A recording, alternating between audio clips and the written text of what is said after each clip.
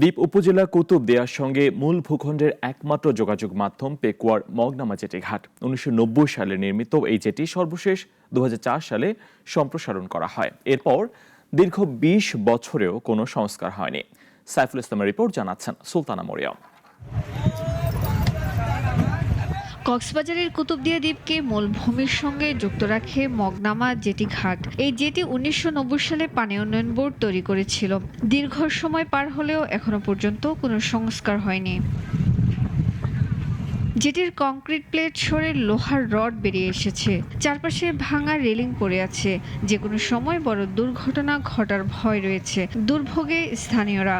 এটা দীর্ঘদিন ধরে সংস্কার না হয় খুবই জরাজীর্ণ হয়ে আছে। এটাই অবস্থা হয়তো যে কোনো মুহূর্তে ঘাটটা ভেঙে যেতে পারে। আমরা চাচ্ছি এটা সংস্কার হোক, এটা নিয়ে আমরা অনেক ঝুঁকিপূর্ণ আছি। জরাজীর্ণ এই জেটি ঘাট কুতুবদিয়ার মানুষের জীবনরেখা। দ্রুত সংস্কার না হলে ভয়াবহ বিপর্যয়ের মুখে পড়বে দ্বীপবাসী, বলেন সংশ্লিষ্টরা। প্রতিদিনে দৈনিক হাজার হাজার লোক যাতায়াত হচ্ছে, সেই হিসাবে কোনো উন্নয়ন কাজ হয় নাই এবং এই জেটিটা বর্তমানে খুব জরাজীর্ণ অবস্থায়, যে কোনো সময় একটা দুর্ঘটনা ঘটতে পারে। সরেজমিনে জেটি ঘাট পরিদর্শন ও দ্রুত সংস্কারের কথা জানায় উপজেলা প্রশাসন।